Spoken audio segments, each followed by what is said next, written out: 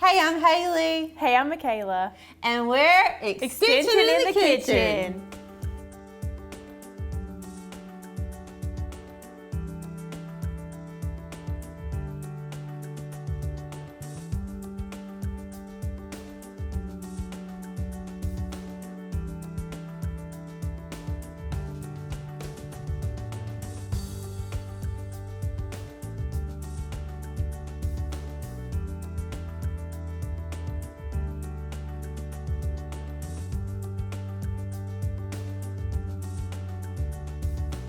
Hey guys, welcome back to the show. I'm so excited to have my wonderful co-worker here with me today. This is Michaela Vick. She is our 4-H agent and she has the pleasure to work with a lot of our youth in the county. So I have asked her to come onto the show today so that we can do a couple of recipes that are child-friendly, right? Yeah. So today we're going to be making some kid-friendly, both in terms of maybe things they might want to eat as well as things they can help with. So today we're going to be making some kale chips and some healthy Parmesan chicken tenders in the air fryer.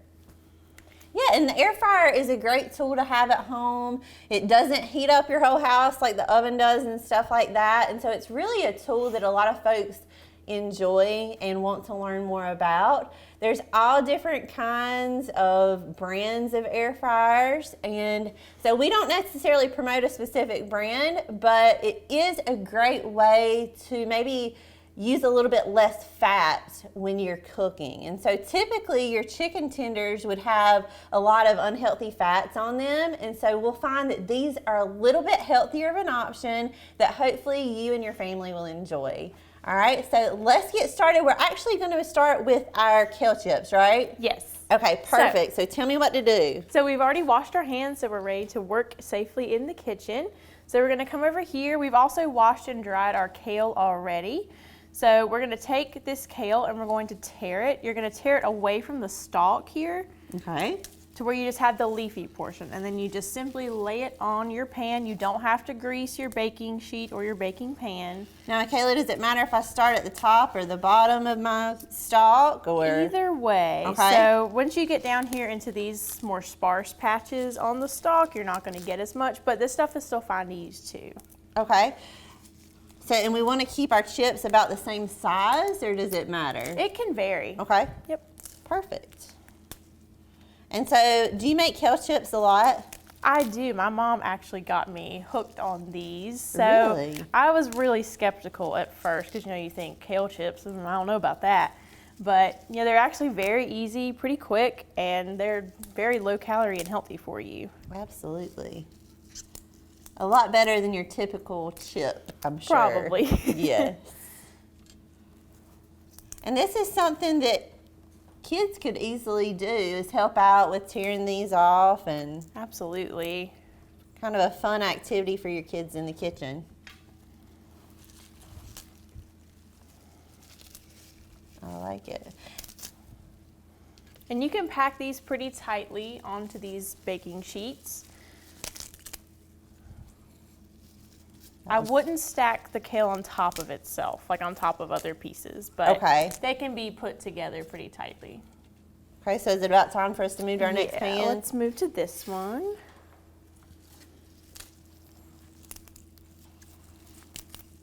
I want ours to get nice and crisp. That's the best way.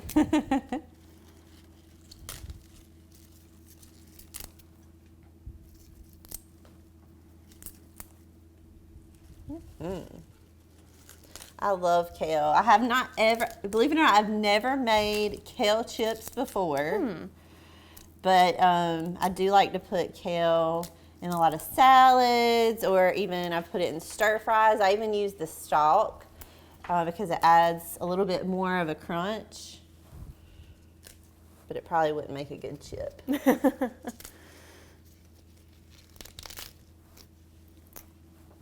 You want me to hand you this one? Yep, we'll grab our last piece. I'm making you get your steps in around me.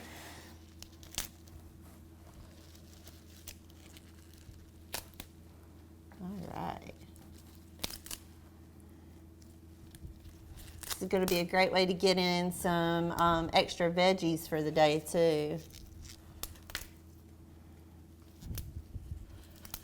That is definitely always one of our main focuses in Extension is, you know, teaching people not only how to cook, but how to find ways to be a little bit healthier. So any way we can get more of our fruits and vegetables and leaner protein options in is going to be a good thing. So this was a perfect recipe for today. So we already have the oven preheated. We've preheated it to 350. And with kale chips, it's kind of hard to really mess those up, from my experience at least. So it's kind of a trial and error depending on your oven, depending on your preferences. But I found that it's better to do it kind of low and slow. And by that I mean a lower temperature for a longer time. So I recommend 350 for about 18 minutes, maybe check on them around minute 14 to kind of see if you want them cooked a little more for a little more of a crispy taste, or if you want them a little bit greener. All right, so our next step is, if you could pass me the olive oil. Yes, ma'am. So I just got a 0-calorie olive oil spray. You can get this at any grocery store. And then you're just gonna spray. You can do as much or as little as you want on these kale chips. And you're just gonna spray them down. Just a good layer over all of the pieces of kale. And I'm gonna scoot over here. Yeah. So it's probably better to use the spray than like pouring it on, because it would get too saturated in the oil, right? Yeah, and I have put a little too much of this spray up on it before, and it does get a little overly saturated, so I definitely recommend just a good solid coat. And then we can pop them in the oven. Okay. We're gonna set it for 18 minutes at 350, and then we're gonna check it around 14 minutes. Perfect.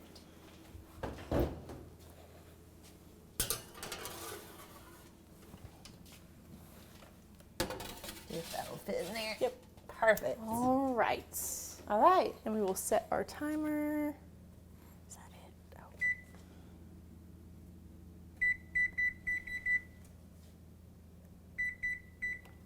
Oh. 18.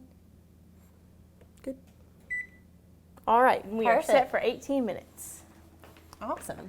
All right, so while the kale chips are cooking, we are going to get started on our Parmesan breaded chicken tenders. Yum, I'm excited about these. So the recommended number of tenders is about 6 to 8. So I just grabbed 1 pack from the grocery store. And we are going to set these out on our cutting board.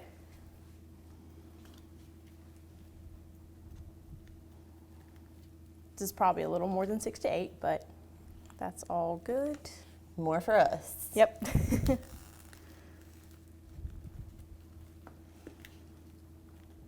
Can I go ahead and crack our eggs in one of our bowls? Sure. Okay. So I would do 2 to 3 eggs for an egg wash, obviously, to go ahead and get, you know, the breading coated on there after we season the chicken initially.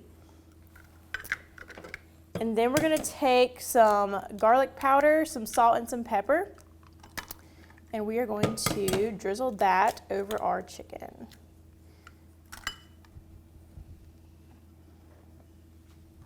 That's like my go-to seasonings, garlic and salt and pepper. Yep. So we're gonna get one side good and coated. Might get a little bit messy.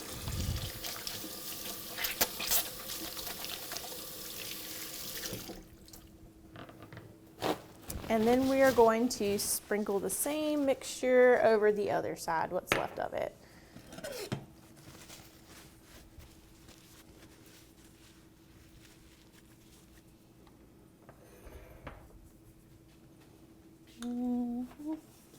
Okay.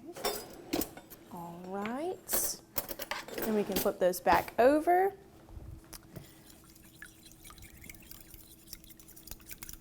And they are good for the base layer of our seasonings. And while Haley is doing our egg wash and getting that all mixed up, I'm gonna go rinse my hands, and then we'll mix together our breading. Okay. Sounds like a plan.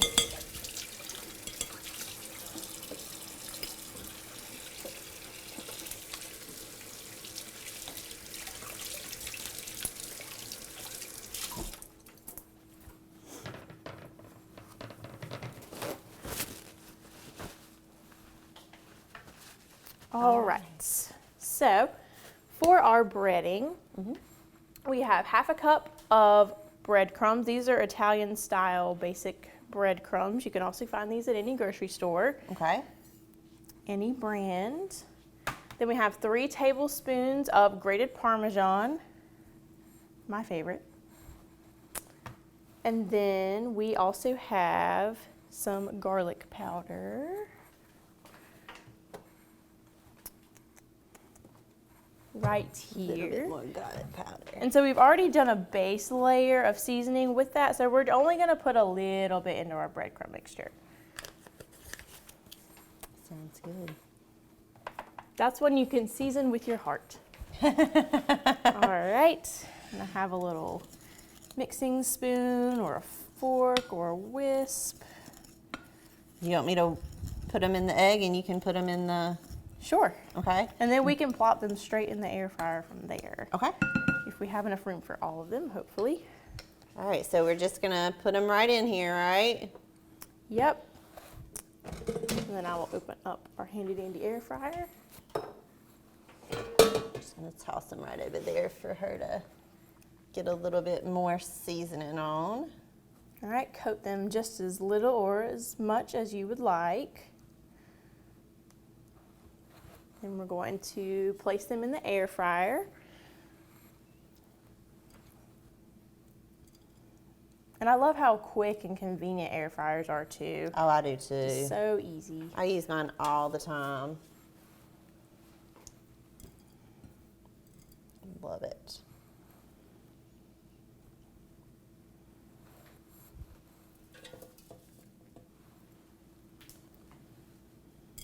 So while we're doing this, I just want to talk a little bit about Michaela's 4-H clubs, because we have several that have recently started, right? Yes, we do.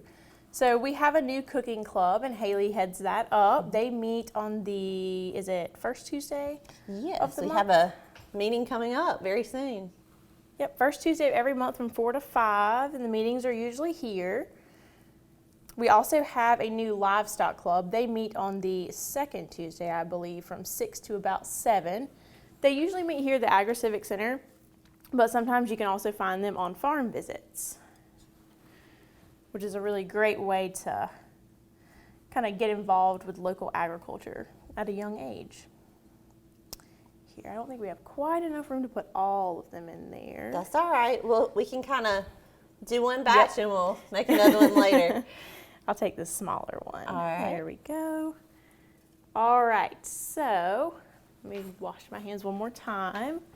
Yeah, so we, going back to the 4-H clubs, we recently started, like she said, a cooking club. It's called Kitchen Kids. And we have a great group of kids that are all ages 5 and up. And they are learning to work together to make recipes. So it's all about teamwork, but also learning new cooking skills and you know, learning how to maybe make things healthier, learn about nutrition, learn about food safety. So our last meeting, we actually went over food safety together, proper hand washing, cleaning your area, you know, using clean utensils, storing things properly. So these are some of the things that the kids are getting to learn in this club. And we are always looking for volunteers to help us to lead our clubs. So if you're interested in being a club leader or a 4-H volunteer, please reach out to us, reach out to Michaela, and she can kind of talk you through that process. Yeah, and one thing to know about being a club leader, you know, it sounds like a big daunting commitment, but it's really, you can totally team up with some other parents who might be interested in leading but don't want to take it on solely by themselves. So you can be co-leaders. You can have a group that maybe rotates through the different months. So it's not such a big task to take on. So club leaders are a great way to mix some 4-H leadership into your busy life every day. All right, so we have our chicken in our air fryer, and we're going to place the basket in. Let's see, and I'll turn it around so you guys can see. And we're going to set the air fryer for 10 minutes at 370 degrees. So I'm going to turn it on. It's already set to 370. And we are going to bump that down to 10 minutes and press start. All right. So that 10 minutes. That's pretty quick. Yep, that's our Awesome. first batch. And then we have about 10 minutes left on the kale chips as well. So they'll be done about the same time. That'll be perfect, and we'll be ready for lunch. Yep. Yeah. All right. All right. It's ready. Perfect. All right, so now it's time to pull our kale chips out of the oven. How do they look? They look good, just like they're supposed to. Green with a little bit of brown to them. Uh-oh, I'm making a mess already, guys. I'm like the kid in the kitchen. And so while they're still warm, we are going to sprinkle some just general seasonal on these, just seasoning salt, or if you have a certain type that you like or a certain seasoning mixture, you can play around with this. Mm-hmm. And this is just a general amount. You don't have to use quite all of what's in this bowl. All right. They smell good. They do. And they shrink up quite a bit, so you can pack them on there pretty tightly. Just don't stack the kale leaves. Yeah, because I feel like I could eat that whole entire platter. Yes. And they're very low calorie too, so they won't get you in too much trouble. Right. All right. And then once we have that done, I have a plate here, and I've stacked some paper towels here just to kind of absorb any extra oil that's still on those. So we're going to take a spatula and scrape them up, and you can hear that nice crispy, crunchy sound. Mm-hmm. They are nice and crisp. They're hard to pick up, aren't they? Yep. Oop. I don't drop them Here, first. we might try this.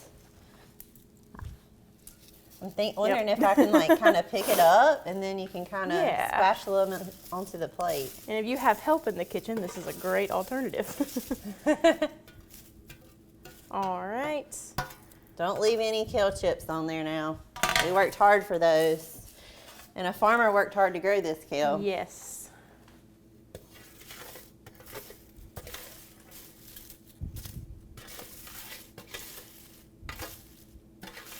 I'm so excited about these. And then as soon as you're ready, they should be ready to eat. Awesome. Okay. We'll throw this.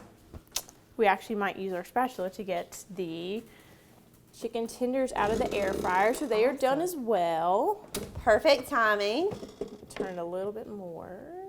All right. So we're going to take those out. How do they look? Do they look good? They look good. Now always check and make sure they're cooked properly to the temperature you. Yes, so should we have want them them at. to actually be cooked to 165 degrees Fahrenheit. Let's see. All right. I like to temp them to make sure that we got them done.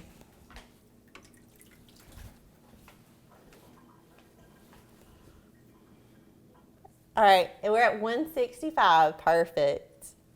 Okay, so now we have our kale chips and our chicken tenders. So the best way to serve these is with ketchup. They taste really great with the flavor. And then a little surprise twist is we got some local honey, and if you drizzle them a little bit with local honey, it actually really boosts the flavor. It's really delicious. So we're gonna drizzle that. It also looks really pretty. And That does look pretty. there you go. And they're ready to eat with some ketchup and some kale chips. Yum.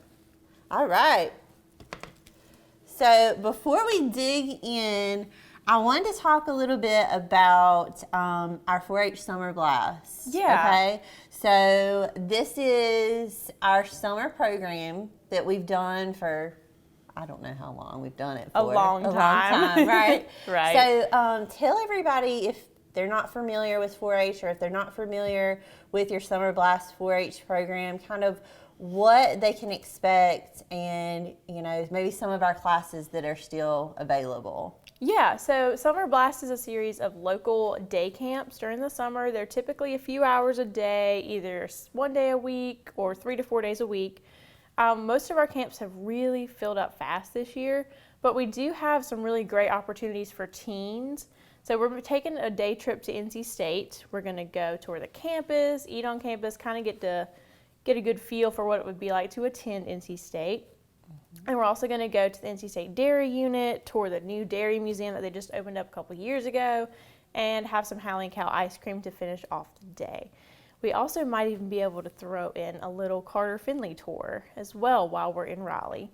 We also have a farm to table camp, so we're going to team up with some local farmers, go tour their farms, maybe even get some of their products, whether it be meat, produce, beef, poultry, all different sorts of local farms, and take some of their products, come back here, and maybe connect with Haley a little bit, and she can help us cook those products and prepare a meal or a snack, some sort of treat after really seeing how things come from the farm to your table.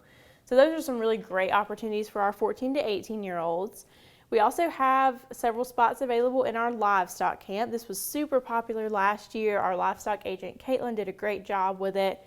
It's a really fun, interactive camp revolving around livestock care, management, and just some science topics there with that. So a lot of great opportunities. Our classes do fill up fast, so make sure to give us a call. Contact Michaela about anything you're interested in as far as 4-H goes. She is definitely the person to go to for that. So it has been wonderful having you on the show today. She definitely has some skills in the kitchen, so it was nice to have her on the show today. We are going to go and dig into this, but thank you guys so much for joining us. If you have any questions about 4-H or about any of our nutrition and cooking programs, please give us a call at the Cooperative Extension Office, and we hope to hear from you soon. Thanks, guys.